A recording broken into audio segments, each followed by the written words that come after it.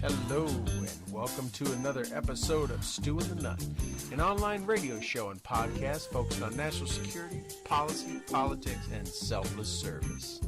We're here to give you an honest opinion, a different perspective, and hopefully a few laughs. We do this by not only interviewing guests, but also sharing our own perspectives and asking you, the listener, to interact with us on our chat room, via our Facebook page, and of course, on Twitter. Keep it funky.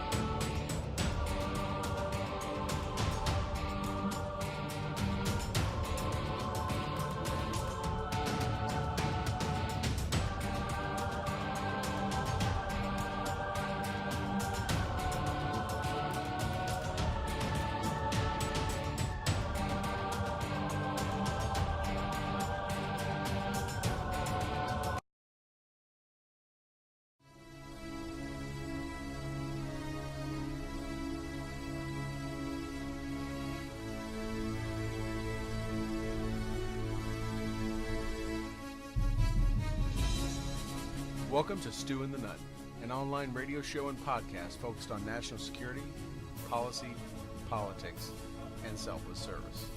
We're here to give you an honest opinion, a different perspective, and hopefully a few laughs.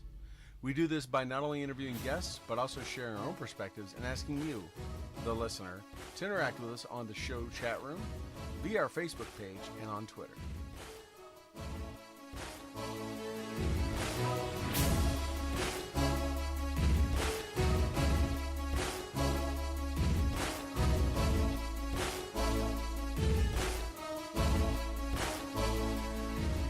We would like to thank those who make this show possible and allow us to bring it to you.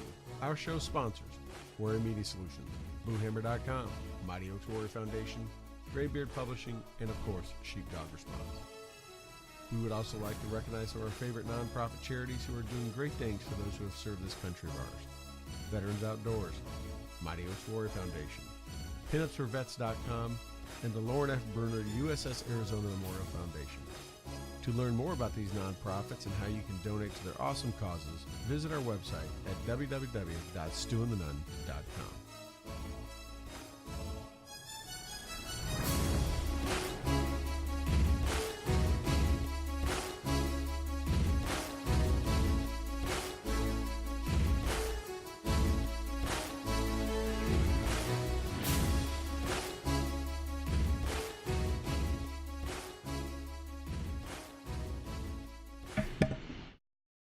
Hey everybody, welcome to the Stew and the Nun show.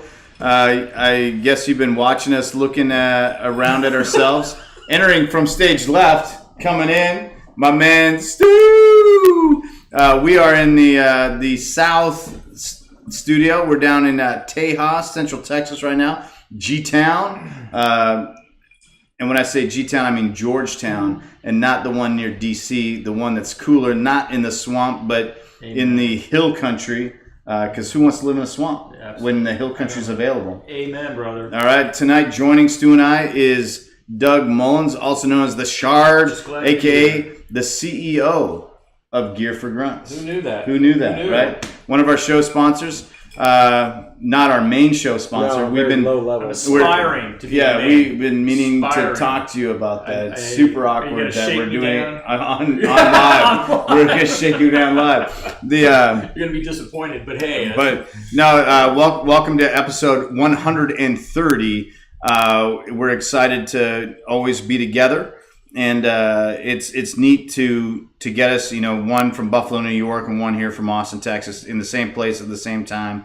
And we are living large, La Vida Loca. We just had some delicious dinner from a local restaurant, and we're excited that we can spend some time with you tonight.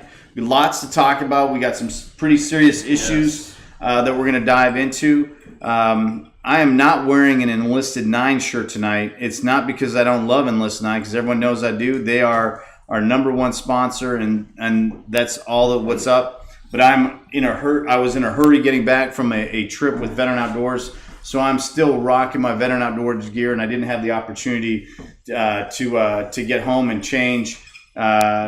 So what people would say is failure to plan on my part does not constitute an emergency on someone else's. I failed. The maximum effective range of an excuse is 0 meters. So my bad, but shout out to Veteran Outdoors. I had a great day with them out at College Station, home of Texas Agricultural and Mechanical University, TAMU, or A&M Gig'em. Whoop. Is that what they do? They do something. What do they do? I don't know. It's a cult or something. Oh, okay. They wear rings. Oh, I don't know. Anyways, you talked about Enlisted 9 Bike Company. I did. Yes, I am sporting. Ooh, look at them guns. Oh, look at that. There's a little hold on. it's kind of all folded up there. Let me pull that down. Yeah. They can't stand the good American flag. Oh my And a little bit of Enlisted 9. Yeah. And so we appreciate Colton Beautiful. and our main sponsor and our sub-sponsor. So I'm an aspiring sponsor. Sponsor. Meaning to talk to you about that. Yeah, So welcome, I'm like everybody. a journeyman sponsor. As you can see, if you know us and if you're a fan of the show, you know that who we are. And Toby, of course, is at Toby Nunn, which he's kind of near his name on the thing. I'm at the Gear for Grunts right below me. That's actually Doug. And Doug's over on the Boo Hammer side. So we're just kind of all flip-flop. But that's okay. You find us all on Twitter. Find us on Facebook. And everywhere else in the social media webs. All right, so in honor of Andrew Barlow, that's in our Facebook chat room right now. Oh, is he? Oh, he is. And he's like, tell the nun to bring it tonight. He's interrupting happy hour. Now Andrew Barlow is a veteran. He's a good friend of ours.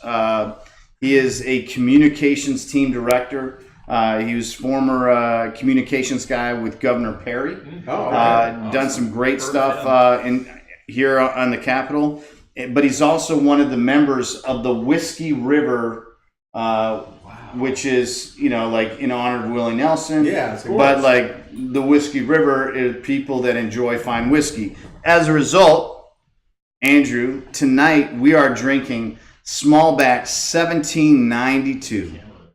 And one of the reasons why we're drinking it tonight, they're not a show sponsor, but we believe in America. We'd love to have them as a show sponsor. That'd be awesome. They got some real problems going on right now. But we enjoy their product.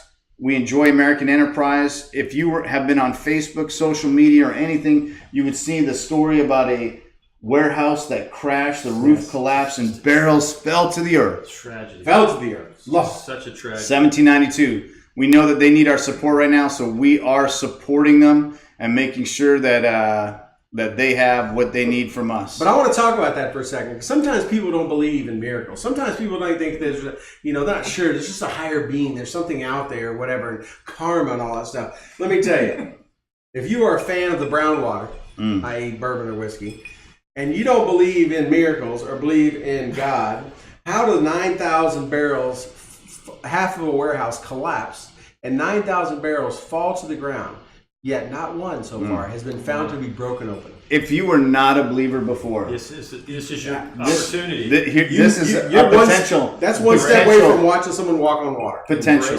Yeah. But I also want to identify that Troy and I tonight, I only had two, but we are drinking from these glasses.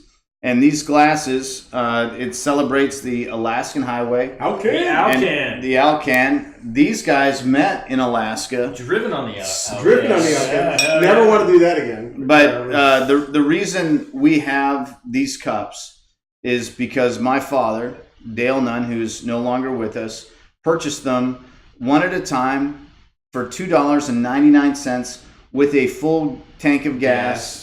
At a local Shell station in Terrace, British Columbia, to commemorate the fact that when I was 16 years old, I drove the Alcan unassisted and unaccompanied. Oh, hell yes. Since y'all understand what the Alcan actually is, yes. We are drinking some 1792 small batch. Cheers to American enterprise. Cheers to friendship. Cheers to the brotherhood. Amen. And I got one more for you. Blue Cord. When was the 50th anniversary of the Alcan? 1993.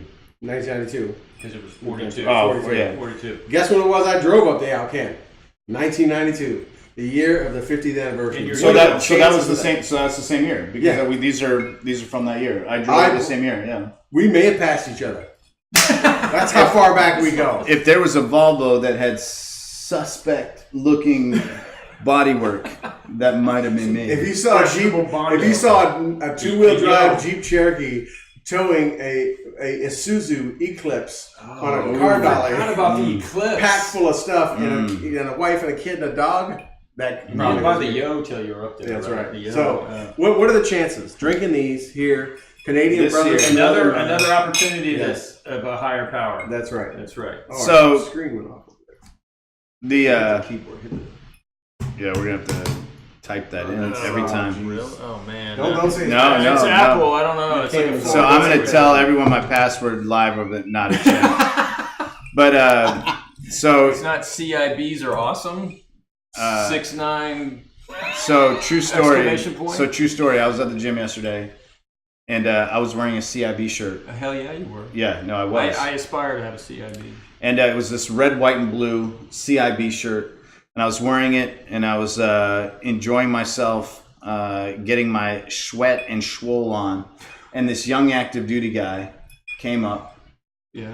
And he was like, "Hey, I'm on block leave," and he tells me some things. I'm like, "Awesome, man! Like, good to see you. Let's get down." Yeah. What, were we disappointed? Old man strength, bro. I still got it. I still got it. Yet another miracle. But that's not the best part of the story. What's the best part? So as I'm leaving the gym, drenched in soap, just drenched in sweat, soaked with sweat, Yeah. and feeling somewhat exhausted, an elderly gentleman, an older gentleman, came up to me and asked me whose shirt it was, and I was like, "It's mine, sir." Yes, I earned it. And he was like, "Who do you know that has earned one of those?" And I was like, "Funny you should ask." This guy. And the guy looked at me with a bewildered look.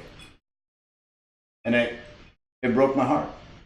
Because it's like, he's a member of American society, and we're in the longest war that the American society's ever been in. And he hears someone that should be relatively informed, and I guarantee watches a lot of news, and couldn't put two and two together, that someone of my age, and I'm in my 40s. Do you think he was being sarcastic? No. Maybe you weren't in his war or something like that? Dude, No. no. He didn't connect the. He didn't connect the dots. Wow. And it was like heartbreaking because You're still in your and 20s. on one hand, I was like, I thought we were going to share this brotherhood moment. Yeah, we were going to have this quick moment of tell you a fellowship. story And I was going to be like, tell me about the A-Shaw, man. Tell me about it. Yeah. Tell me about Da Nang. Tell me about where you were at, bro. Like, And he was just like he was perplexed. perplexed that a guy like me could have one. And I'm like 40, bro. Yeah. Like, there's kids that are 18 earning them today. Right now. Or it could be right this minute. Yeah. No. And well, here's to them that are. Amen. Yes. We are holding Remember down the everyone fort. deployed. One day you'll be able to be back here with your family and be able to Red. sip on some, and there you go. Yeah, it's funny you mentioned that story about someone running into somebody with a shirt. When I was here just a matter of 5 or 6 weeks ago, I was at a conference for my company, and we were downtown, and this little place downtown Austin. If anyone's ever been there, you may have heard it called 6th Street. It's one street it's between 7th and 5th. Not hard to find. Needs to be power washed. And we're in a little piano bar, dueling piano bar. Pete's. Yeah, Pete's. No, well, it was there late till the evening. And I sit there and I see all these guys, these blue shirts on. Older guys like our age, of different races and different sizes. And there was like this royal blue shirt, or, kind of blue shirt. And they turn around, and the Brotherhood of the Blue Cord, right? Like full song. Like they made these shirts. They had them made, Brotherhood of the Blue Cord. So obviously, Where was my invitation? Obviously, I'm like, and these guys are all, in the 40s, late 30s to 50s, right? And I walk up and I'm like, dude, Brother Blue Cord, True Blue Infantry in the house, right? And we're just starting hugging and shaking hands. Chest bumps. No, all the time. Yeah, a lot of testosterone going on. They were down there. They were taking a guy down. He was retiring the next day as Command Sergeant Major. They brought him down there, and it was all his old soldiers, NCOs, all that kind of stuff. There must have been a dozen of them. And they brought him in there, and every one of them had the matching shirts on. You don't see that a lot. Think about that. At that age and rank, that they get together and take a buddy down like that. But think about that. Think about the impact that gentleman must have had on their lives. Those guys to do that people would travel and do that for him. Make a shirt. And not only from Fort Hood. They were some of the guys that served with them. They flew in. And Think they were about spending that. the yeah. Think of the impact that man made on their lives. That's so What a awesome. legacy for him to have. If only we would be so blessed to know that, that we would have a manifestation of our legacy like that, where guys would do that. I'm pretty fortunate. I get to see a lot of my guys. I just got back from Cabo San Lucas, Mexico, down with Red Rum Sport Fishing and Veteran Outdoors in Cabo, where I got to go with a guy that served with me, a guy by the name of John Kaiser. He's probably in our chat room. Probably is in our chat. He's in our chat quite a bit. Salvador Trujillo is down there. He's in the chat room. But, to be able to spend time with people that you served with, people that blood had been spilled around or with or for, it's super cathartic to be able to, after the fact, go back and just be like, hey, bro, like, how are you? And just,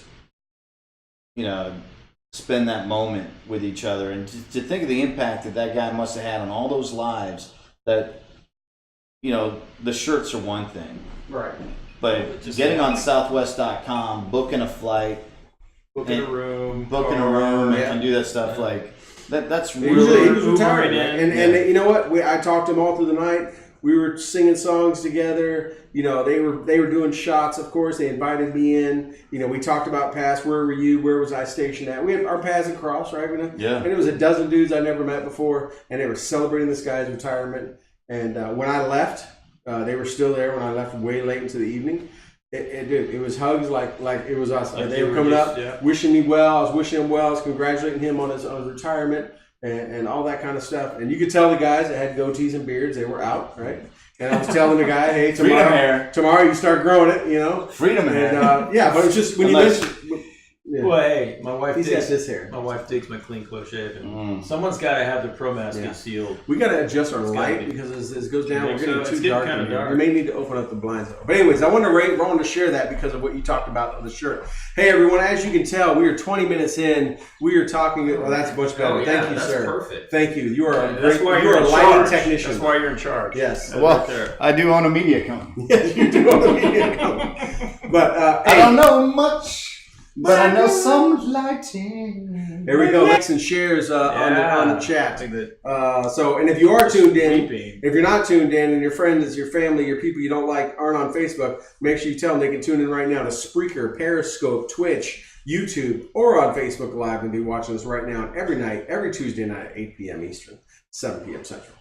All right, so we've had a really good time getting loose. Yep. Getting loose. That's why I love these shows. Yeah, no, these are the best ones. You and I get so excited we know we're going to be together. We got to get you to the northern studio. No. But, yeah, we do. In the summer only. Dude, I haven't even been to Buffalo. In the summer when we get to the northern summer studio, because we just gel. It's hard to do this when we're separated so far. We're looking at each other on cameras and all that kind of stuff. Well, it's hard for me to do anything if I'm involved in tech. Let's just keep it real. Yeah, that's true. Like, I'm out on a media company, but that doesn't mean I know how to run. But you got lighting. You got lighting down. That's right. I can frame stuff. You delegate. Yes. And your social spirits are good. But yeah, anyways, we do have some topics we want to talk about tonight. Some very important things we want to talk about tonight. We've kind of been jostling around here the first 20 minutes. So, Toby, you have something that's been near and dear to your heart. You've spent a lot of hours of time on, and this is right up there. So, in the past week, this little ditty has come out, and this is the Veteran Administration National Suicide Data Report. It's a decade's worth of data from 2005 to 2015. This is a supplemental research package. It's from the Office of Mental Health and Suicide Prevention, and the reason why I say it's supplemental is because it really dives deep into a study that many people are familiar with, or at least they're familiar with a couple of statistics. And the statistics that most people are familiar with are the 22 to 23 a day statistic, right? So on active duty, within the umbrella of the Department of Defense, one member of the Department of Defense commits suicide daily, right? So like that's a strong number. One. Every day, and that's active within the umbrella of DOD, right. A service member takes their lives. Now, these numbers while horrific and scary, the numbers are a little bit misleading. So on active duty, the demographic statistical analysis demonstrates that the people taking their lives on active duty are primarily non-combat veterans. All right, so like let's. It's very piqued interesting. my interest. Yes. So I mean, what they're saying, or what they've identified, is the people on active duty that are taking their lives, committing suicide, successfully attempting to take their lives, which I guess is you're successfully accomplishing. Sadly, you're successful. They are not combat veterans. What they are people suffering from a plethora or a broad spectrum of mental health issues. Right. Within the Veteran Administration, though, those numbers are quite different. All right, so the majority of people, they're saying that 22 veterans, and again, this number is subjective because not all states report, not all areas report, and it's hard to track all veterans. But this new report is trying to substantiate or validate / supplement some of these statistics. And what they're saying is that over 20, and there's some variation, veterans daily take their lives. What we find is demographically, the largest number of veterans that take their lives are over 50. The majority of them are connected to the Vietnam era, not necessarily serving in Vietnam, Which is that Just in era. that but era. within that era. Right. So they're over 50. The second demographic that is leading in successful suicide is the female demographic, which is heart-wrenching Right. because we don't understand all of what's going in there. We're not sure if it's driven by MST or military sexual trauma or other things. And then the uprise, though, the most surging demographic is obviously the OIF, OEF, War on Terror demographic. But because it's been going on for 10 years, it's hard to kind of pinpoint some stuff. And the thing that I want to kind of bring to everyone's attention, this is a 48-page report. So that's not super tough. I mean, it's not it can be not, I'd say, quick read, but it's not like you're going to spend days reading it. No, it's like I was able to go through it in an afternoon. What really takes the time is actually the pictures. And studying and doing some analysis. Yeah, and so like being an infantry guy, I like the pictures, but in this case, the pictures are actually like graphs, and you have to, there's a lot of data in the graphs. But earlier today, I was reading to y'all, and I put it on Twitter last week, and a lot of people kind of shouted out to me and said some things, and it's like, no, like this isn't Toby Nunn, this isn't the Nunn saying this stuff. This is actually what the VA said. This is their finding. And as we were discussing before the cameras came on and before the show, I'm gonna have a hard time finding my little mark page. Where's my dog mark? Yellow sticky. I know. I was surprised that some of this got published, because if I was in charge of anything, from a PR standpoint, I would be like, I don't know if they need to know that, but. There's some very condemning information in here, and the condemning part of it is that, and I'm going to read you the quote as soon as. Oh, I'm so embarrassed. It's taking so long. Troy, talk while I find this. Yeah. No, I mean, I think it's, look, here's the thing. You've been very passionate about this. Toby and I have been talking about this for quite a bit since he got this, for a long time, actually, Doug, right? But since this report come out, let me tell you, if you know Toby, he doesn't get emotional or really amped up about a lot of stuff, and he called me almost in disgust and just of the data that he was reading out of this. And I think Toby, and I don't want to speak for you, but what I kind of felt when you told me, and I think kind of what got you was, one, this got released, but more importantly, nobody's talking about it. So. Figure 13, page 23 of the report, age-adjusted veteran and and non-veteran suicide rates in the year of our Lord 2015. The main finding, there's this graph right there, which, y'all can just look up. But the main finding, and I quote verbatim, main finding, suicide rates among veterans were higher than among non-veterans. Veterans who use Veteran Health Administration services had a higher rate of suicide death than non-Veteran Health Administration veterans, overall veterans and non-veterans. So what is that saying? Easy translation, layman terms, people that seek help from the VA are more likely to kill themselves than anybody else. I don't even know why they would publish this. Well, I don't. If I did a study and I found this, I'd be like, all right. Yeah. We're the problem. We're the problem. Yeah. Not publish this. Right. Let's start combating this immediately. There's some great organizations out there. The first and foremost, the most important organization I want to bring up is Muddy Oaks Warrior Foundation. And in Muddy Oaks Warrior Foundation, founded by our friend, multi-time show guest, Chad Robichaux, he has a saying, and in that saying, he says, if what you're doing isn't working, try something else. The VA has done their research. They've done their statistical analysis. What they're doing isn't working. In fact, it's clearly like counterproductive. At this point. Let's start looking at other things. And if you're a veteran organization that is not for the changing, improvement, or investigation of a different method of the VA, like, you clearly want people to die.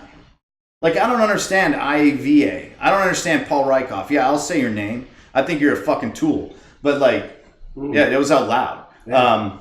That was an F-bomb. Yeah. Earmuffs. I grew my hair out so I wouldn't be like him. That's not true. It's not. I know it's not. If you're not for changing the system, if you're not for, like, all right, hey, like, what we're doing isn't working. In fact, it's counterproductive and causing more harm. Let's change it. If you can sit there as a veteran and look me in the eye and say, like, man, I really care about veteran suicides. We need to leave the VA alone. I'm like, yeah. The VA is telling you, like, if you come to us, you're more likely to die. Exactly. Like, yeah. That's not, I mean... That's not positive. I've seen a lot of hospital commercials. I've seen doctors commercials. We got 5 minutes in our emergency room. Yeah. I don't see... What's the VA's commercial? No. Oh, God. Come here and, what are they, like the Roach Motel? Check in, you may not check out, right? Or check in and you may want to check yourself out, right? In the bathroom. The Eagles don't want to write that song, bro. No. And, yeah, they're not around anymore.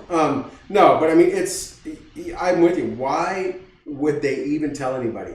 Like, that would be one where they, you hear about how the VA hides all the appointment wait times. They hide all this stuff. It just came out a week or so ago how they found more data and evidence where they're suppressing this information about the poor service they gave our veterans. Yet they let this come out. I mean, yeah, we're all for transparency, and the VA definitely should be. I would think this would be on the let's suppress this and let's be honest about some other stuff. Is there any? I haven't read it. Is there any information in there, Toby? Like, okay, here's the stats through 2015, and yeah, they're abysmal. They're abominable. But now this is what we're doing differently, and here's our new. We're pivoting. No, we're zigging instead of zagging now, and this is what we're going to do to get. This is purely to right the ship. This is purely data analysis. So in their defense, if there's things internally going on that are outside the public purview that we don't know about, it's not covered in this. Right. But what this is saying, and what really surprised me, is that they would put that information out there, because if and this is like pure transparency, pure vulnerability, live on the multimediums that we're on. I would be like, hey, if I'm driving this boat, this is not the message we want to send. So let's withhold this information. Let's not lie about it. Right. Let's not put it out there until we have something going in the right direction. Yeah, that's what I'm saying. This report is a rudderless ship. And if I was a leader, I gotta wonder. If I would say let's sink a plank into the water. Let's attach it to a handle. Let's get out a compass. Let's talk. Let's communicate. Let's communicate. Let's find out where we're supposed to be going, and let's put a rudder on this ship. But now, you know me, and you know that anyone that bitches to me about anything, one of the very first things I'll say to you is like, hey, got it. You have a valid concern, you have a valid complaint. What's the solution that we're working towards? Right. Because a problem is only an opportunity to find a solution. To excel. Turn it into an opportunity for success. Absolutely. So me as a leader, if someone came to me and said imagine if this is your OER. Imagine if this is your NCR. Imagine this is your fit rep. If you're on that side of the fence. Hey, all right, bro. Before we put our electronic signature down this and our senior raters see this. Yeah. Let's see if we can let's correct you, because as your leader, I'm responsible for everything you do and what you do and what you fail to do. Yep. And this is a failure. Let's do something about it. Let's try and work it out. And now I'm having a really hard time. I get on Twitter, and the reason I get on Twitter for anyone that's watching is because I find that that's where there's good dialogue and good discourse. I don't feel like it's an echo chamber. Facebook kind of gets to be echo chambery. Yeah. And you can follow us on at Stu Nunn, at Boo Hammer, at Toby Nunn, at Gear for Grunts on Twitter. No, that's and when you go on there, it's not as echo chambery. Different voices that kind of chime in. I get so disheartened because what this report is saying is that if you go seek help from the one place you're supposed to go, the VA, there's no hope. Yeah. Yep. That's what it's telling you. That should be the one place that understands. That's the message. Right. There's no hope. So we know that there's hope in places like Mighty Oaks. We know that there's hope in other organizations. Right. And we know why there's hope there.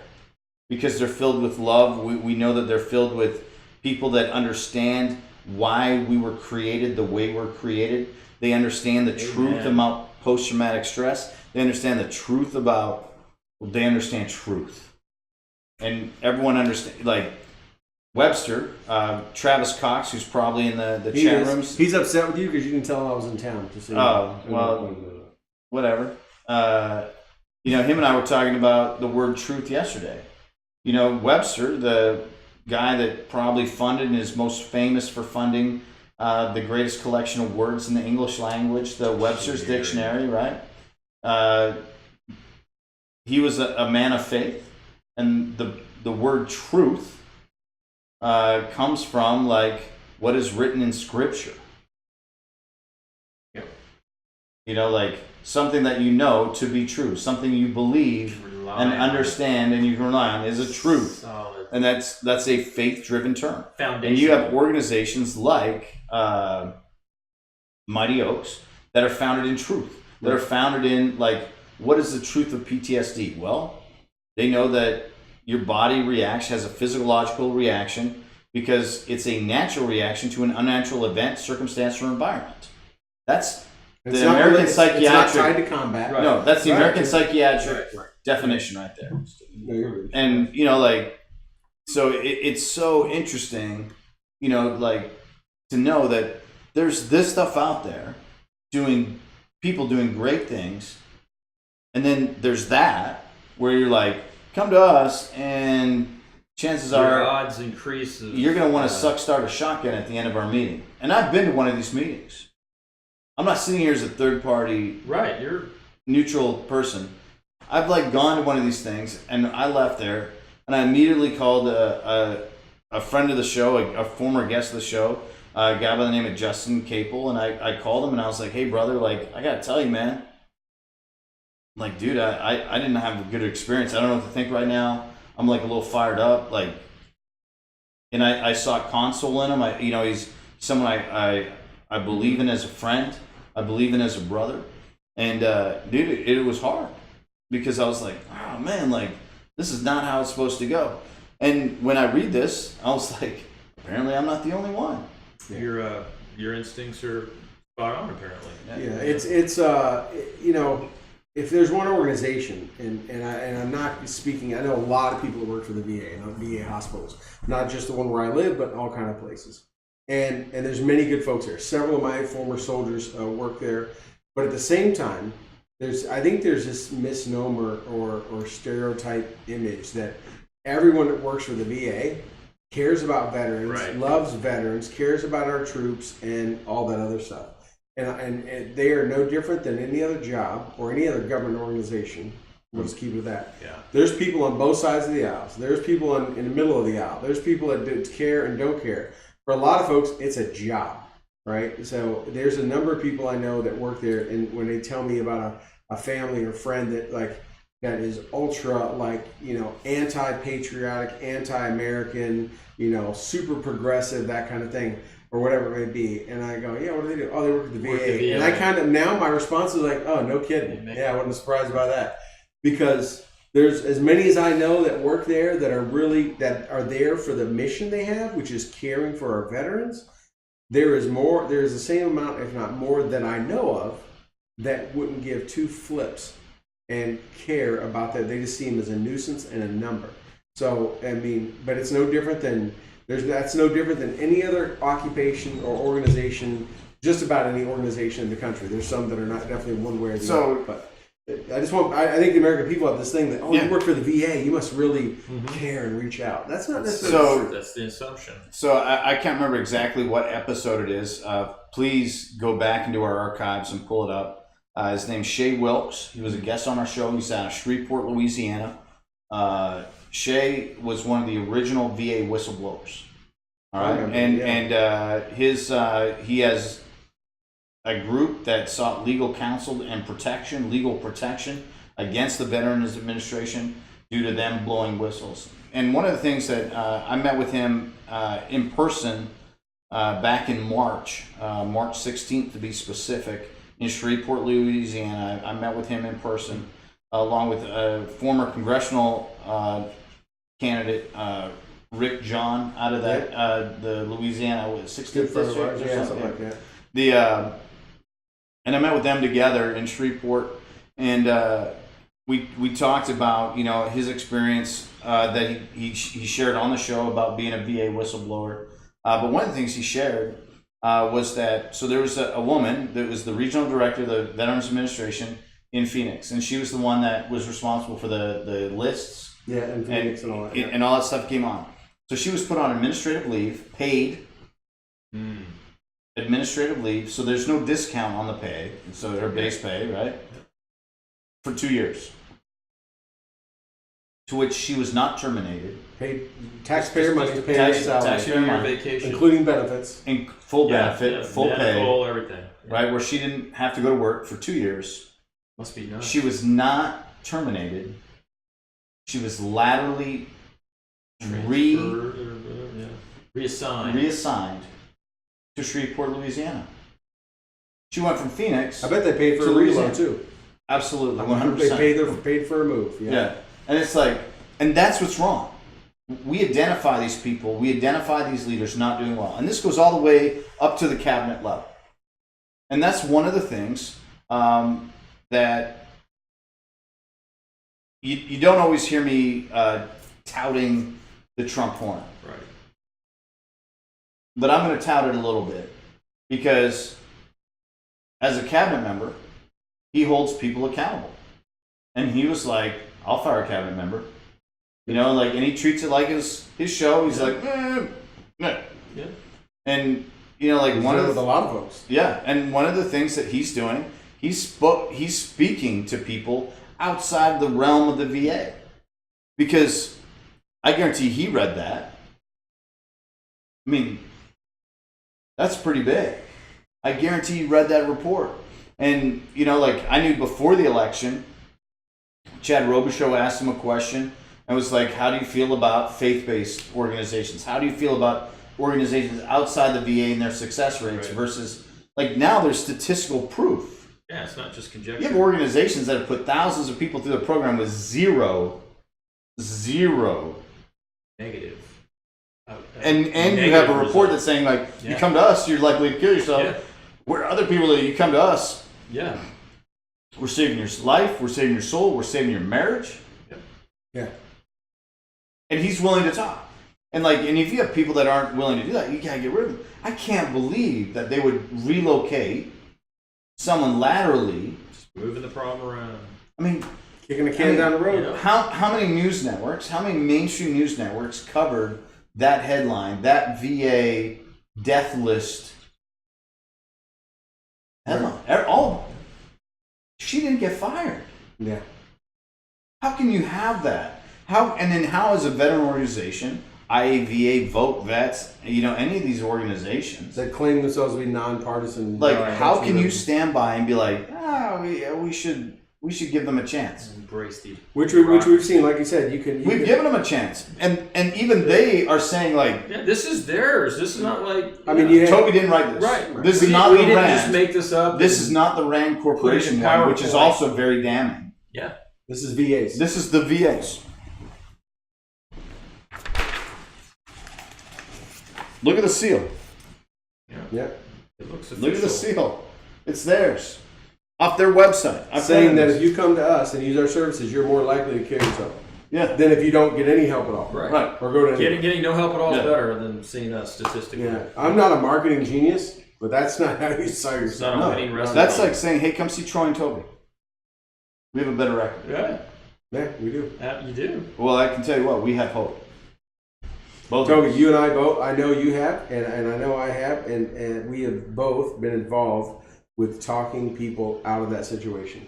Yeah. I know from firsthand you have, and I know I have, and we have talked about it, and we have personally talked people out of that. We have saved probably more lives than they have, and by per capita, but we have done that. It doesn't take much. It takes an open ear and a compassionate heart, Patience, and expressing to somebody, Genuine to reaffirm to them what they knew already, but they had forgotten or suppressed, that there is a purpose on this world, and there's a hope in this life, and there's nothing that you have done, nor so bad that you can take away the greatest gift you've ever received, which is life on this earth. Right. No, there's I don't know, like if you read Stu Weber at all. Stu Weber's I think a brilliant writer. He's written a couple of books. One's called Tender Warrior. I remember shout out to Chaplain Derek Gooding, who gave it to me on the outskirts of Samara in a rainstorm, and I was pissed because I was like, great, give me a paper product, because that's exactly what my rucksack needs Right now. Right now. Come on, your wet bag. Chappie's giving me something. I'm like, that's exactly what we need right now. It's like a wet, like, Your wet paper weather product. bag, your government issue wet weather bag. Yeah, because that's like super effective. Didn't do it for you. But Stu Weber, he's written a couple of things. He's a former Green Beret 18 series guy, turned author, that has written some really good things. And one of the things that he wrote is like, we like to think that we're special, but nothing has been put on your heart that has not been put on the heart of every other member of humanity prior to you. And I love that because, and you've heard me say it here a million times, we don't have exclusivity on pain. We don't have exclusivity on suffering. We don't have exclusivity on loss. Although in the veteran community, we like to think it. We talked about it earlier, only veterans suffer post-traumatic stress. No, actually, Rape victims, car crash victims, people in airplane robbery, crashes, and anything traumatic. assaults. There's people that got post-traumatic stress the other day from someone freaking out on an airplane, that had to make an emergency landing. I saw that lady freak out. There's people are going to suffer from that. But, it's how you react to it, right? And, again, it goes back to it.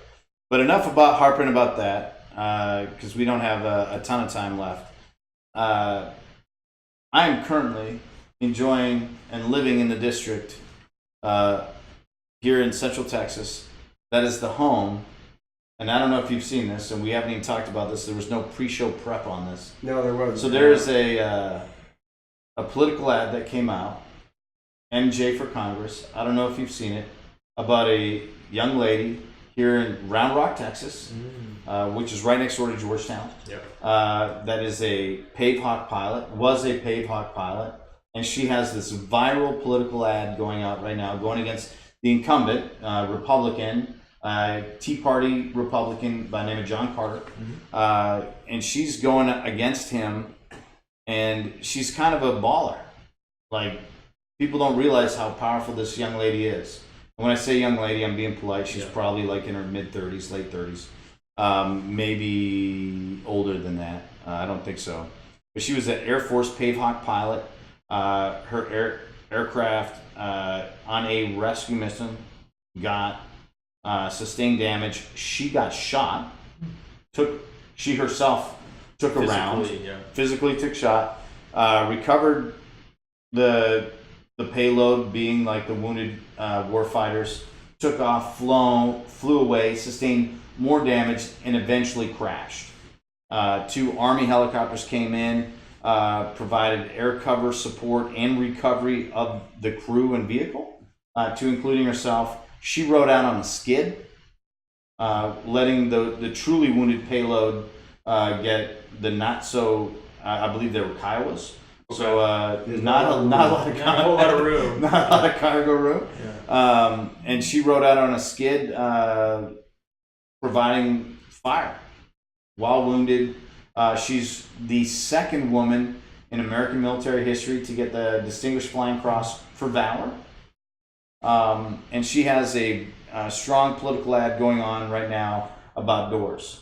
And the commercial starts where she's sitting with her family at their dining room table, and she talks about the door of the helicopter, which is behind her, on display in her dining room. And then it goes to the combat, or the simulated combat footage, and then it goes to her going through different things.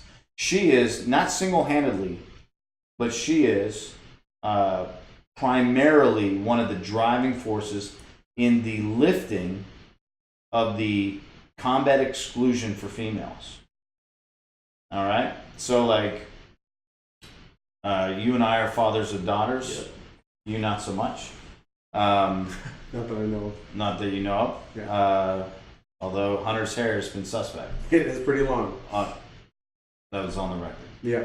I'm talking to you, Hunter. People are loving it. Make sure talking to you, Hunter. But she, she went around. She knocked on the doors, and she heard things that like she probably shouldn't have heard. Well, you're a woman, so you shouldn't be talking to us about this. You're not a donor. You're not this. And it's really interesting because this is not a Democrat community. Mm-hmm. But this political ad that's from this area has gone viral. And I'm surprised if you haven't seen it. I haven't, but it's probably local to this area. I've heard of it. I just haven't seen it. Now, is she a Democrat or Republican? She's a Democrat, and she's going head-to-head against an incumbent as a combat veteran, a highly decorated combat veteran, and her commercial is strong. Yeah. Her commercials...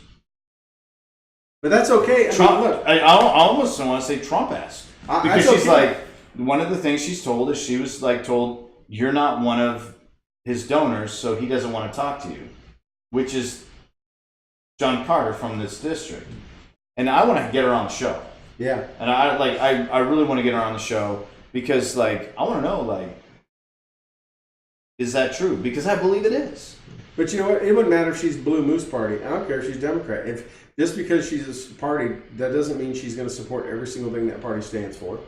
And if she has, at the local level, she has ideas and concepts and she's representing what her constituents want, then, so we see it all the time. People join a party to get elected, right? They're like, I need to get in this party to get elected. I can't beat the incumbent because they have a control on the party and stuff. So it's like, okay, she's Democrat. That doesn't mean that she's got an Obama picture up on her house. No, I found, anyone that knows me knows that I'm kind of a center guy. Yeah. I'm not a like crazy left. I'm not a crazy right. I'm kind of a center guy. But I've identified primarily Republican in the last couple of years. I'll be the first to admit, and Brandon and any of those guys that are watching tonight will know, early on in our relationship, I was approached by the Obama campaign to be part of that and speak into the veteran community there. I drank some of that Kool-Aid because I was like, man, I like what this guy's saying on some things. Yeah. The biggest thing was he was he wanted to bring the boys home, and I was like, let's do it. Yeah, bro. I don't want to go back. I drank some of that. Mm-hmm. But for the most part, I'm like, let's look at this. Let's look at each thing individually. But I got to tell you, I've never, outside of him, been inspired by anything anyone said. And I watched that video and I was like, man, if that's my representation, that the only thing he cares about is whether or not I'm a donor or whether or not I'm that. And this girl flew a pave hawk into a shit show, got shot down picking up our brothers and sisters, and then rode out on a skid while shot, shooting, throwing rounds back. And it's oh, you're saying my daughter can't do this? The whole thing, the whole ad's about doors. She talks about different than ceilings, which is interesting. No, it's so beautiful. Yeah. I got to tell you, my sister-in-law Jill, shout out to Jill, put this up on her website, on her Facebook page. And I was like, man, this is some strong stuff. After the show, you need to throw that up on our page. Oh, I will, because I was like, this is some strong stuff, because she talked about this pavehawk door, and I was immediately like, dude, this girl is the second in American history to get the Distinguished Flying Cross for Valor? Dude, not a lot of dudes have that. Mm-hmm. Right. And now we're talking about the second female of all time. She's in our neck of the woods. Awesome. But then she says something powerful. She's talks about that door. They go to the combat footage. And then she's like, but let me talk about doors before this happened. And she's like, I was 10 or 11. I can't remember. I apologize for misquoting. Doors, and I watched my dad throw my mom through a glass door. Then my mom moved us to Texas and opened a different door for us, a fresh start, a new door. And then she became, became a student. She enlisted in the Air Force. She got commissioned. She went to pilot school, and she keeps talking about all these doors. That opened, and then she talks about the doors that got closed. And then why she fought to open doors. And one of the doors that she fought to open successfully, and many people, will argue in her defense that she's one of the major reasons that the combat exclusion for females has been lifted. And that's strong stuff. And I have mixed feelings about that. I have very mixed feelings about that. And I was sharing with someone the other day on something that I'm writing for our blog post. I interviewed a really cool college student, a very young female college student from Southwestern University that's in political science, because we're talking about influences, political influences, where they come from. So look forward to that blog post coming up on our website. But, I saw her reaction for it, and I was telling her that, I'm very conflicted about this. As a father of girls, right? And you're a father that sent your son to war. Mm-hmm. How did that make you feel?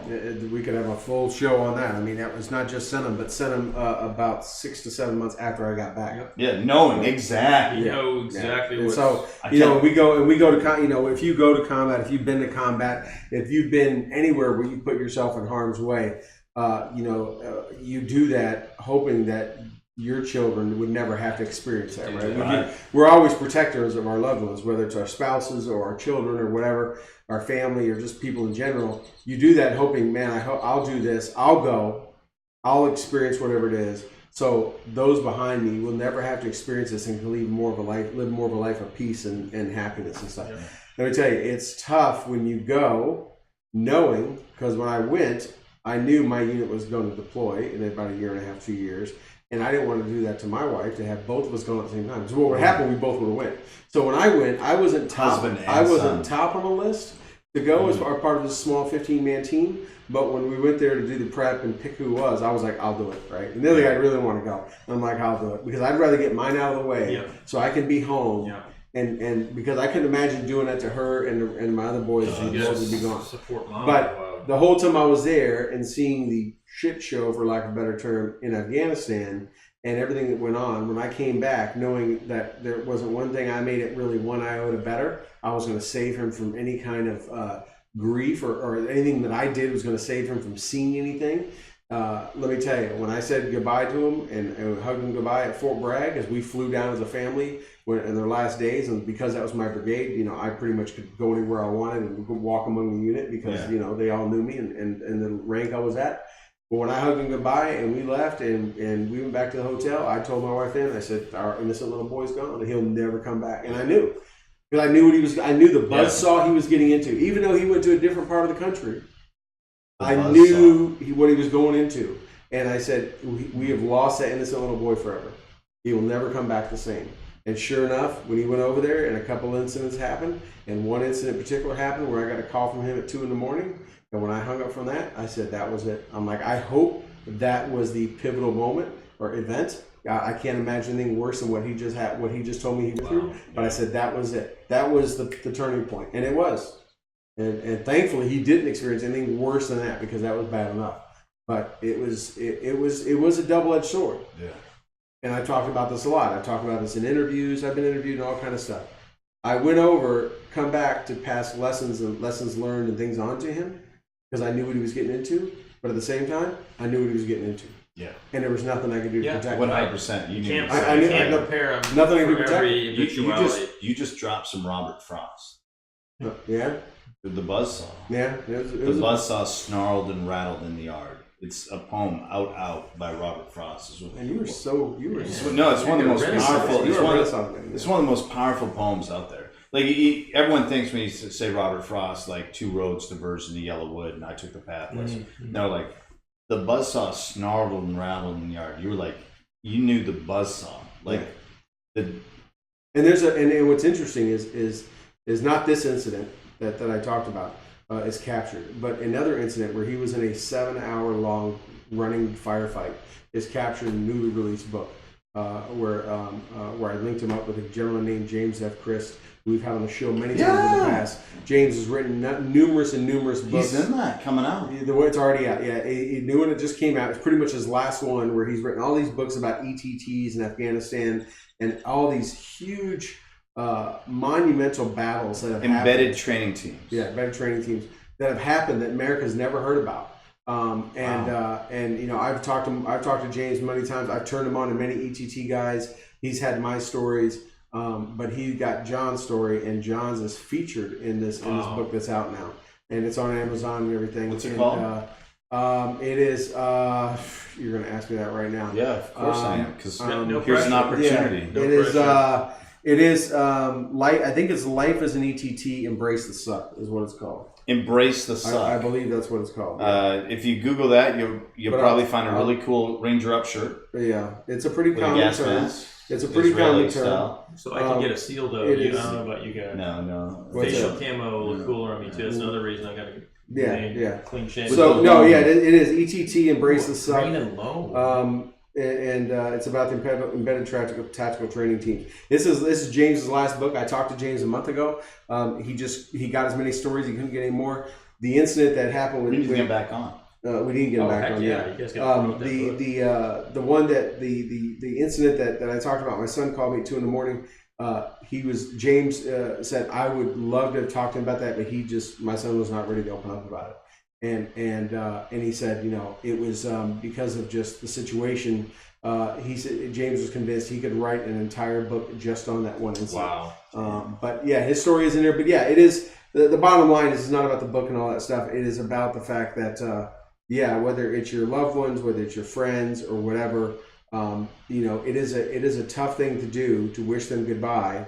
And oh, by the way, hide your emotions, fears, and anxieties from your wife and your kids, and just act like everything's going to be fine. but inside you're gnawing the whole time, just waiting for that thing to happen, right? Just waiting for that instant, that shoe to drop.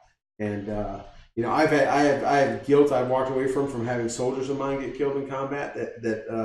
A guilt that I couldn't prevented it or stopped it or whatever. You know, as a first sergeant, and that is something that I'll carry with me forever. But I know if anything would have happened to him, I would have carried the same thing, even though I wasn't in charge of him anymore. He did used to serve under me, but I wasn't in charge of him anymore. He was trained, he was led, and you know, that's combat, right? But yeah, it's a situation. The beast, right? Yeah, that's a buzzsaw. But yeah, but no, it's you know, I know we've been going on a little over an hour. There's a lot of stuff to cover. There's a lot of stuff in the news. You know, we talk about a lot of politics on here, and we have. You know, and right now there's no shortage of Supreme Court upheld today. 5-4. Supreme Court upheld. The DOJ has given the big finger to the House Congressional Committee. Not today. They didn't turn it over, huh? Not yesterday. They're like, nope. Yeah, Wow. yeah. So you're gonna see where that goes. Constitutional crisis. Brewing. Yeah, you got you know, ratings are favorable ratings through the roof. Economy's doing awesome, and but there's still a ton of people out there that have Trump derangement syndrome, for lack of a better term. So let's just touch on this real fast because a couple of weeks ago, not that long, maybe a month, my timing could be off. The Supreme Court ruled in favor of a business owner, Yes. that denied doing business for a group of people or for a customer because he felt like, you know what, I just disagree with what you're trying to do. I don't want to participate in it. I don't want my enterprise attached to it. Yep. So I'm not going to do it. Which to me sounds like freedom. Mm-hmm. Right? Yeah. It's capitalism. It has a ring to it. Capitalism. No shoes, freedom, no service. I don't want to serve you. Whatever the reason. Right. is. Whatever it We is. refuse No the right shirt, to no service shoes, no anyone. service is a wonderful example. Like I don't like the way that you're coming into my establishment. I want to make sure Starbucks, you know, like if you want to hang out, be my client, not my like parasite. Loiter. You know, obviously they went a different route on that in terms of Starbucks. For now. But the in this case, the Supreme Court said, "Hey, you have the right to deny business to someone that you don't want to do business with." I absolutely 100% believe in that. There are people that if they contacted me and said that we would like you to do an anti-veteran, anti-military film, Right. or something like that, I'd be like, eat a bag. I'm not gonna do it. Not gonna do it. No, it's not bread. Give me a bag of whatever. What do you bag? It could be some tortilla chips or it could be some gummies of some other nature. Right. But like, not gonna do it. You know, 1,000 points. But then they try to force you So- to do it. No, but So, and yeah. here's the thing: is like, I want to so see where you're now going like, with this because I have a path to take if you don't. right. Take So like Yep. now, the spokesperson for the Trump administration, Sarah Huckabee Sanders, went to a restaurant. The path Red I was Hen going. in Lexington, Virginia. Well, you know, like went to the Red Hen in Lexington, Virginia, and you know, they asked her to leave because they don't like her. They don't like her. They don't like who she works for, and they asked her to leave. Got zero issues with this. Right. Well, right. You know, zero issues. I think, you know, Also, like business. if I was sitting there and someone came up to me and said, you know what, Toby, I don't like your shirt. I don't like your shirt. I don't like your hair. I don't like who you associate yourself with. Right. No matter what Could be anyone. But no matter what it could be, if you're like, hey, I don't want your money. What you've had so far is on the house. You just need to leave. I would be like, let me retrieve my things. I'm out. No blood, no foul. I'm not gonna pull like some John Burke bullshit, get in the front seat of the car. the front seat of the car and make a video about it. Yeah. I'm not gonna do that. I'm not that guy. I'm gonna be like, oh, my shirt offended you. Like, no, like you didn't. Don't go to that business if you don't want to be associated. vote Right? with your feet. You know, like I'd go collect my things. I'd leave. I'd try to be as polite and as classy as possible. I would like for that my character made the statement, not my Right. Twitter account. You know, like because the only people that I need to make the statement to are the people that were breaking bread with me that night. Yep. Like, hey, there's no outrage here. This is their thing. They don't want the business. Go Take it somewhere else. They don't. Enjoy the free drinks. We just got some. Yeah. There's a place down the street that will take our money, and I'll meet you there. Right. Like, no big deal. Exactly. If you want to stay here. Enjoy yourselves. I totally support this.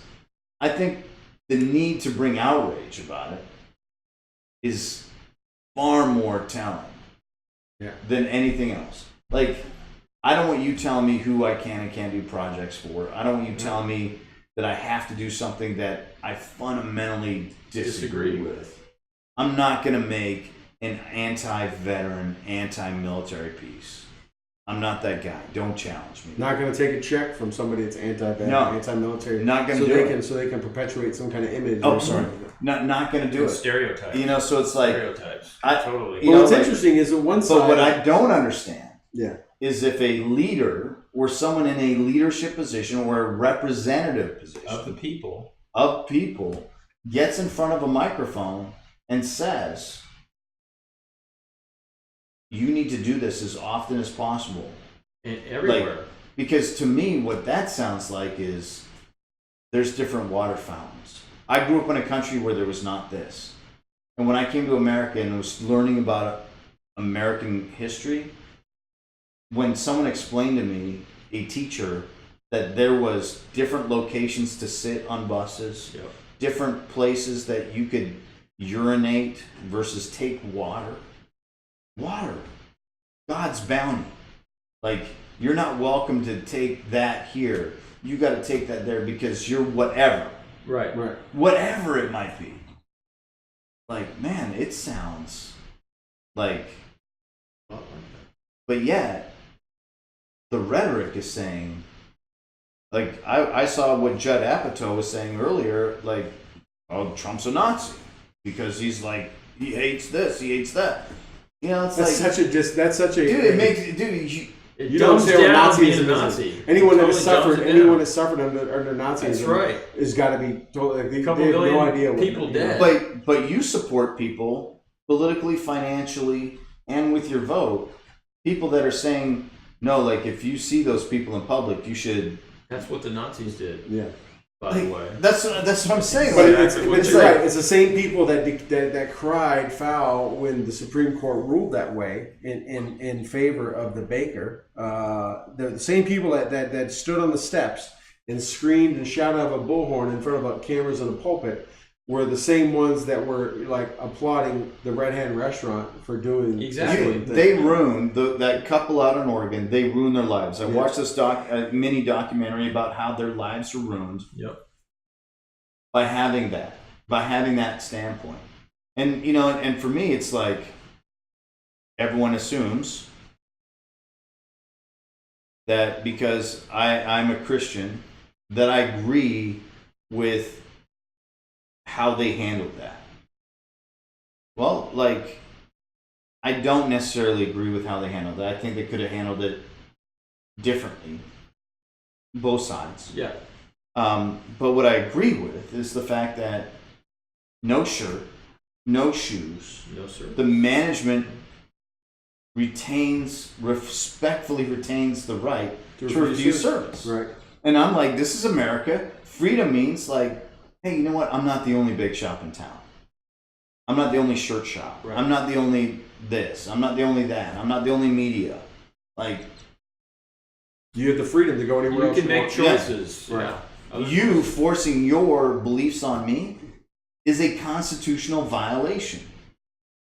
Well, we have, those are the laws that the Federal Trade Commission upheld. That's why we have anti-monopoly laws. That's why we have all that other stuff. Is so that people are given the freedom to make choices between vendors and products and services. Choices. And to sit there out of one breath and say, how dare they support these people not making a cake for someone, and the second later turn around and say, awesome for refusing service to her, Right. or awesome for badgering that cabinet secretary in a restaurant and rushing her out of there, Right. or dumping a burning carcass on somebody's thing, or front steps that just happened, or any of the other things they've done, or like Pam Bondi in Florida, getting in her face and sticking a finger in her face and like doing that, like getting on Twitter and saying, if you believe that the NRA is a terrorist organization, then you need to do this. Right. Yes. Whatever it might be.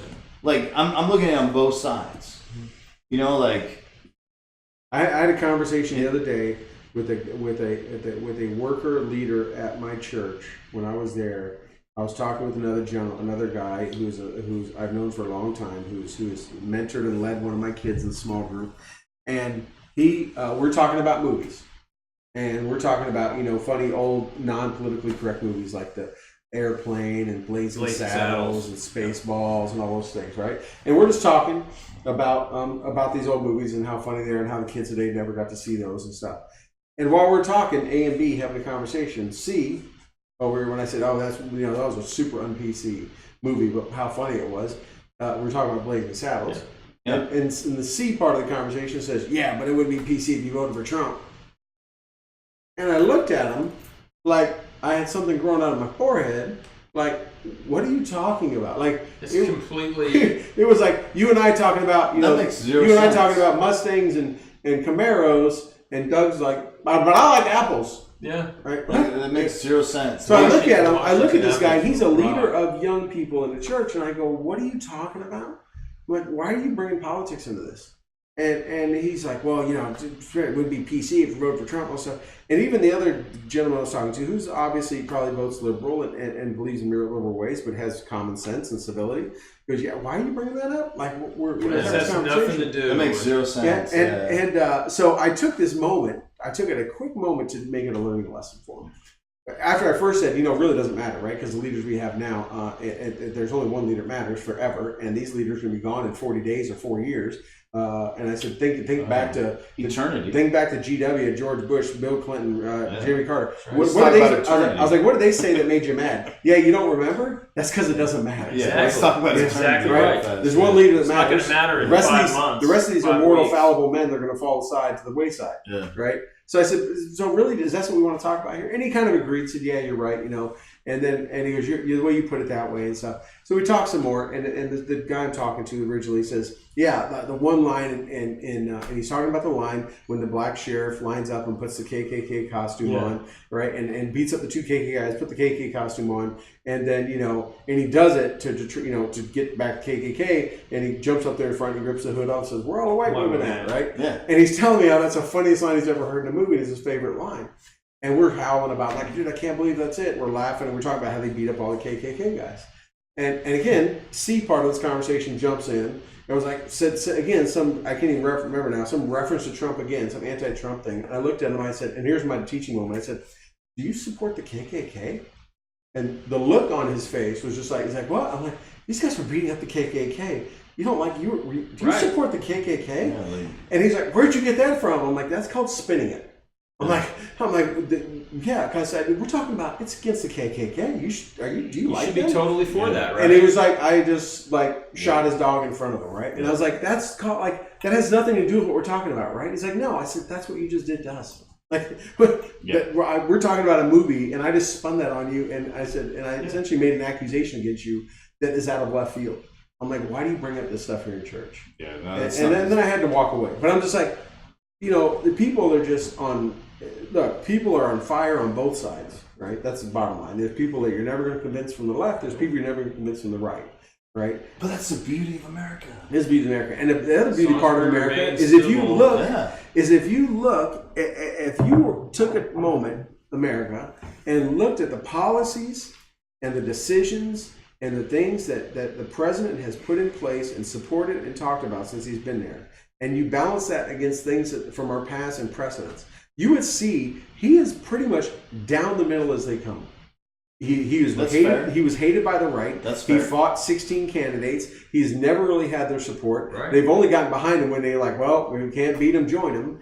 And he's fought them just as much as he's fought the left. Yeah. But if you look at his decisions, and if you look at the fact that he can do something like last week on the immigration thing, and not be so full of himself, like the past couple of presidents. I'll call it like it is. That because the other side waited for them to make a decision. They would call them flip floppers and this and that, whatever. If anything, he showed last week that okay, I made a decision. There's been some outcome of that. I've looked at it. I've listened to sage advice, whether it's from wife, daughter, America, whatever. And I'm going to change my mind. This is not the best way. Is that not what you want in a leader? Right. Versus the one that says, no, I stuck by my guns. It doesn't matter what you say. In fact, the more you say against it, the more I'm going to stick to my guns, even though it's morally wrong. Right? That's what you want in a leader. And if you look at the president's decisions and policies, he is more down the middle than any president we've ever had representing a party on either side. In my opinion, that I can remember, there's no one, because he has made choices and supported causes that some would be considered liberal or democratic in nature. But he's also fallen through. Yeah. Yes. Like, we'll say that 2 Republican administrations and 2 Democratic administrations talked about moving the embassy from Tel Aviv to Israel. Yeah. And and he was like, let's do it. Let's just do it. He didn't talk about it. He was just like, do it. Yeah. So it's Congress had passed law for it. Everyone in it was all set up. Everything was set up. He was all like, set up. and do Just it. need to acknowledge it. Execute. Yeah. He's like, and just acknowledge the go, facts on the ground. Yeah. No, it's so interesting, and I was out of the country last week. That's why I wasn't on the show, and I found it so interesting to come back to the nation and this immigration, being separated from your parents issue, as well as Space Force. Space Force. And I gotta tell you, so ready. I'm in shape. So, hey, I'm motivated. Trump, President, Your Honor, sir, don't ever make an announcement like that while I'm out of the country ever again. Like, don't let me miss that. I missed the boat. I 100% missed. There's a lot of memes. I missed all the fun on Space Force. The T-shirt designs, the logos. Oh, right. There was a lot. That's the thing about this. We are never in need of things to talk about on the show. People ask me on a Sunday or a Monday, they say, what are you guys talking about this week? I'm like, we'll see what comes out tomorrow. Exactly. Yeah. It might change 5 minutes before you guys go on. So, obviously, like the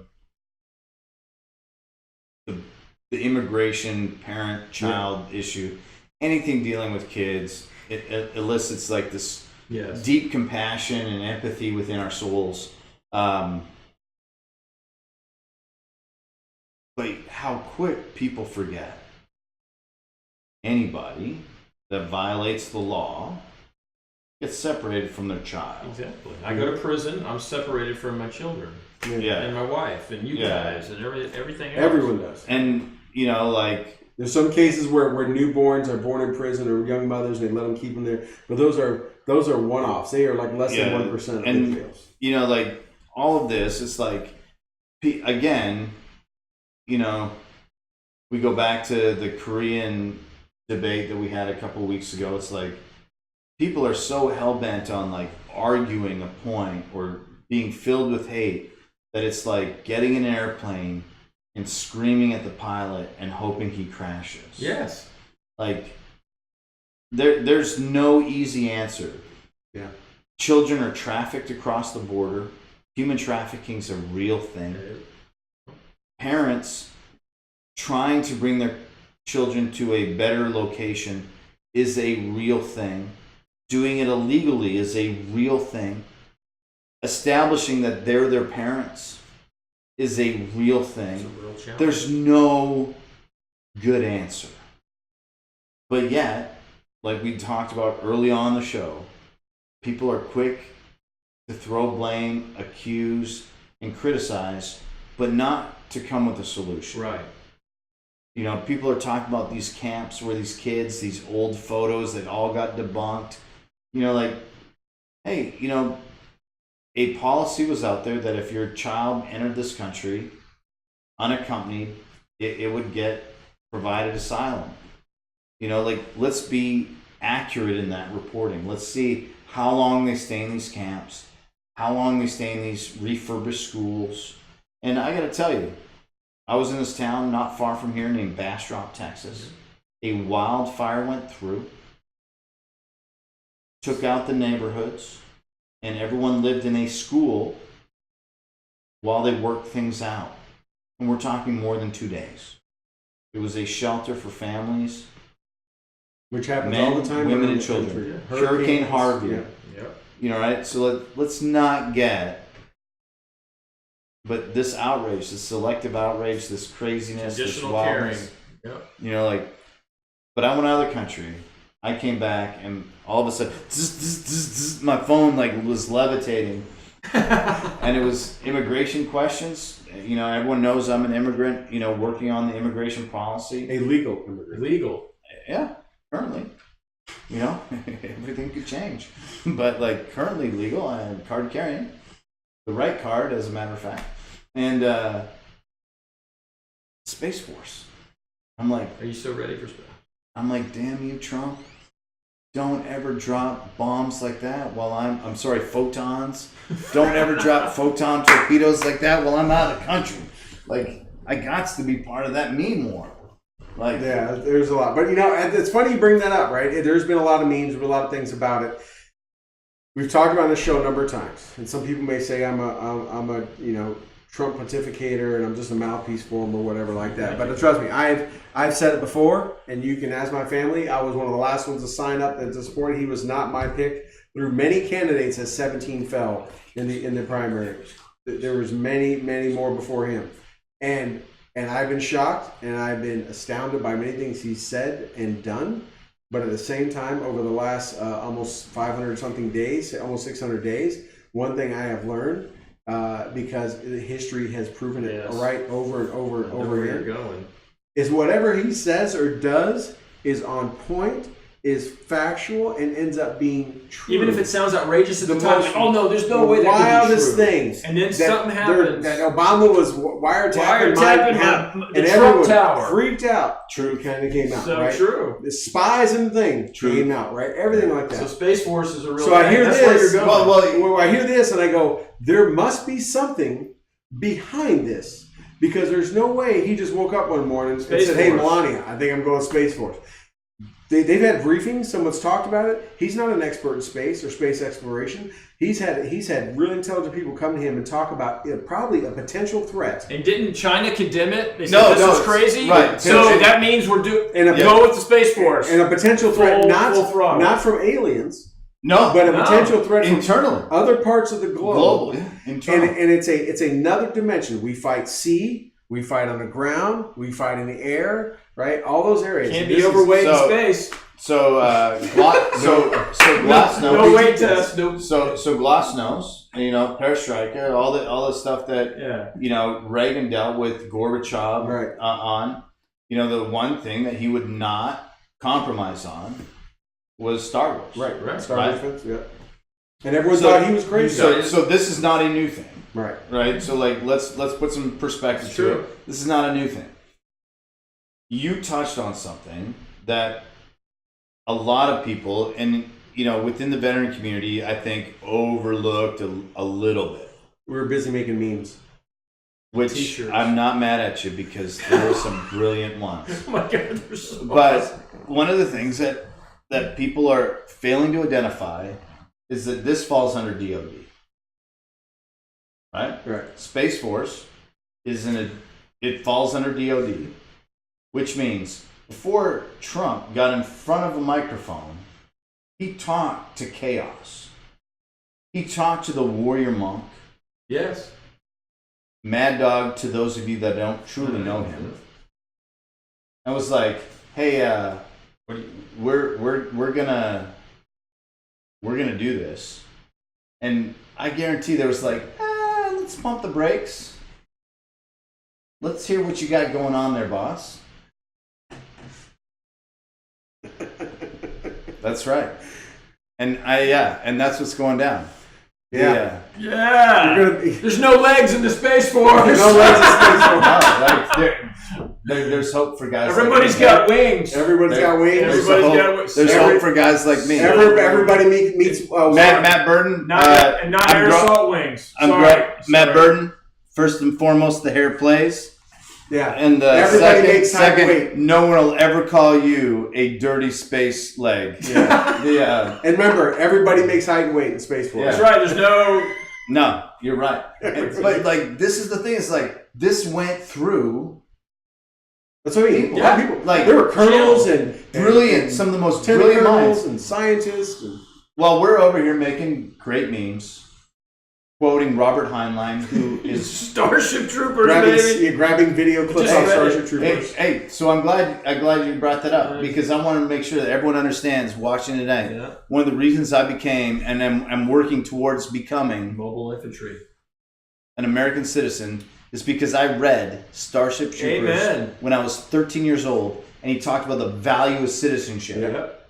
You had to serve and everything. I joined the Army, Yep. the United States Army, because of a book I read when I was 13 years old in a different country. There were co-ed showers, though.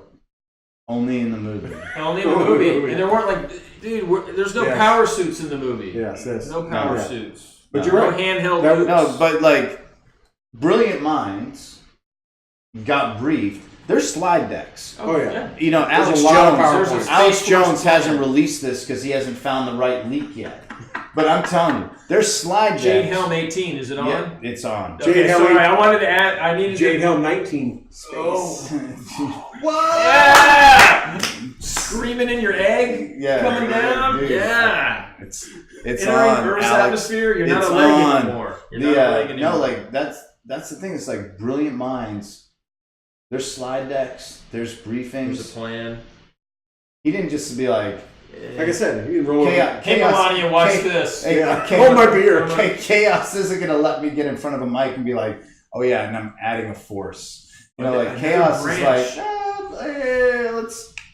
They're talking MTO. They're talking organization structures right now. What level of general needs to be command? How do we recruit? How do we fill this force up? Command Sergeant Major in the Space Force. No, maybe they'll make you commissioned. No, I am 100% retired. You're captain. 100% which means you're like an 06. The only thing Canadians are involved in space is building the armed space shuttle. Yep. Yeah. And they're so I know it had the symbol on it. I know exactly Thank you for recognizing that. No, and I tell you what, if you get to become assigned to a water purification battalion in Space Force, you will not be as disrespected as you are by being one in the Army. We talked about Ranger School. Well, that's because like Pauly Shore ain't going to space. No, think about it. We talked about Ranger School. The Mars phase, the Uranus phase is going to kick. Yeah, nobody wants to get recycled.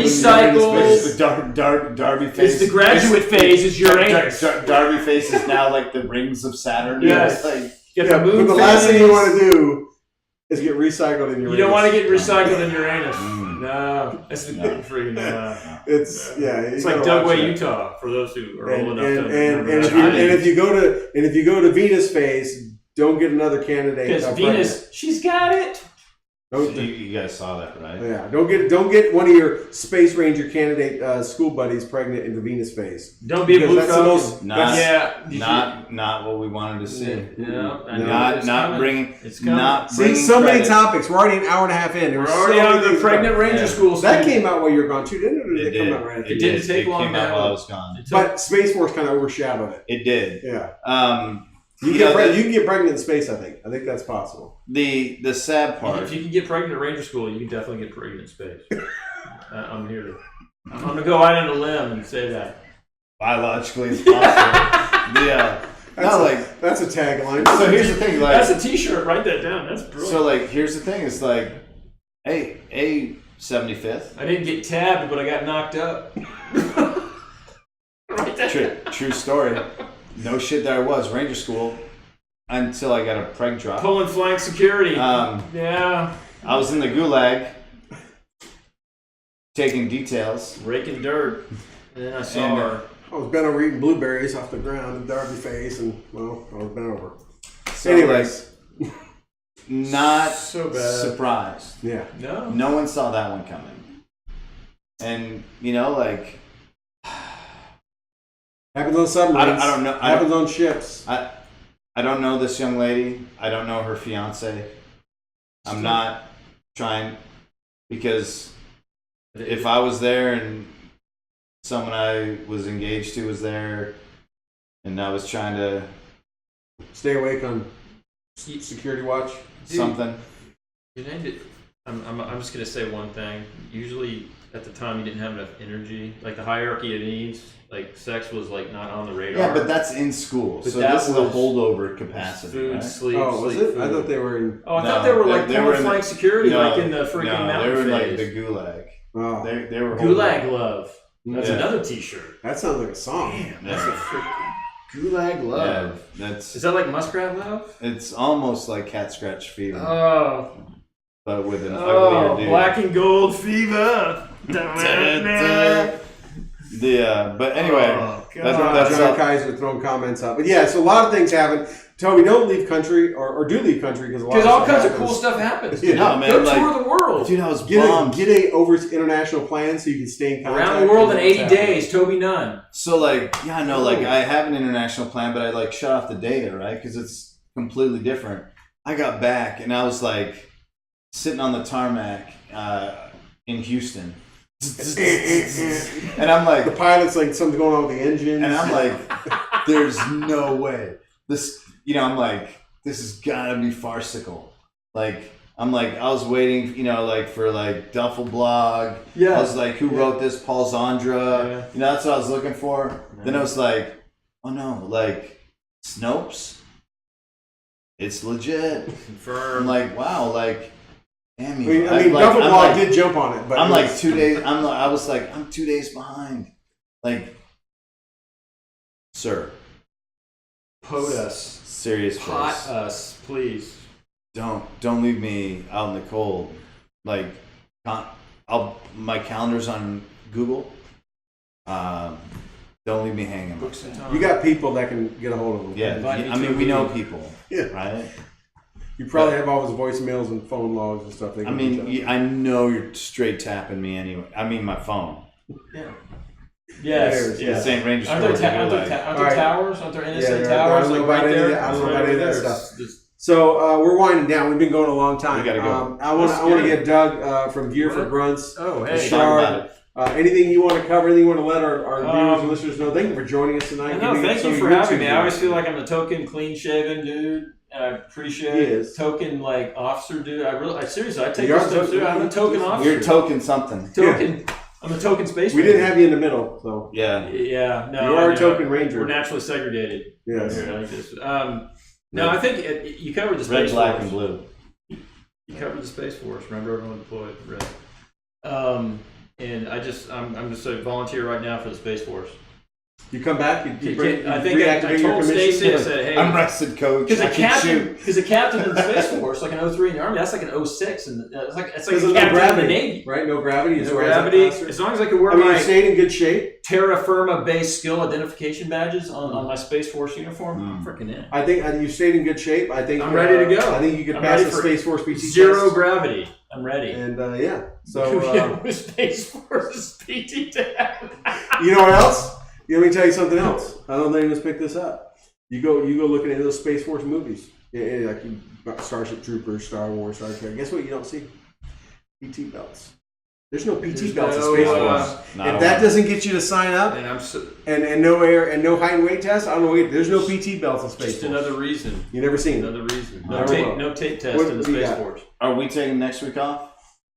4th of Oh, July? 4th of that's July. right. We talked about that. 3rd of Yes, July. because we pulled off last week. Wendy joined. Thank you so Yeah. much for Wendy. She came on, did a great. I don't know if you had a chance to even catch up on the show. Hit the podcast. Yeah, that's good. Check it out you can get that on Spreaker. Spreaker. It was a good show. No, I think we are going to take next week off. In fact, I know we are because I will be unavailable. Getting ready to celebrate America Yes. and Fireworks. and all that good stuff. Now that they are 242 legal years. in my state. I think we're going to take next week off. Enjoy, go out, buy all your food, unhealthy food and beer and whatever else, and get ready to celebrate a great 4th the following day.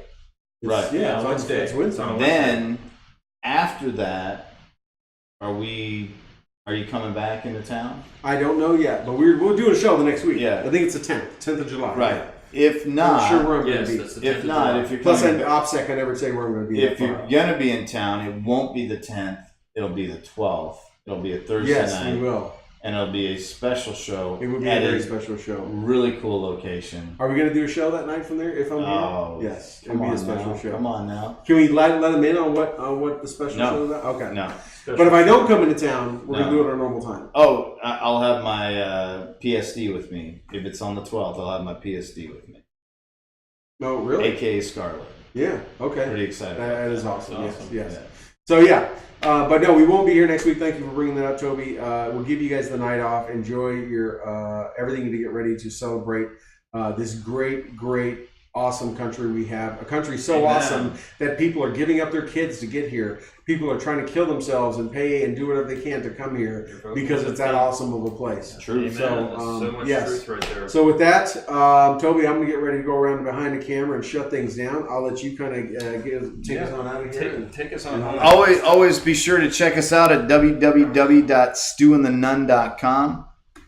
Support Enlisted 9 Fight Company. Pull that There it down. is right there, 242. You know, you can find them at gruntstyle.com / enlisted 9, or you can find them under collections. But be sure to check out Enlisted 9 Fight Company, Gear for Grunts. Yes, right here. If you're not familiar with RAMP, Rapid Access Magazine Pod. The Space Force will have them as standard issue. Mark my words. Make sure you check that out. But you can always follow at Stu and the Nun on Twitter, at Boohammer on Twitter, at Toby Nunn on Twitter. And we look forward to seeing everyone checking out Matthew Kurt Burden, Matty B. This hair's for you. No one will ever call you a dirty leg. Promise. In space. In space. That's right. Good night, everybody. Take care. Thanks for having me, guys. Love y'all.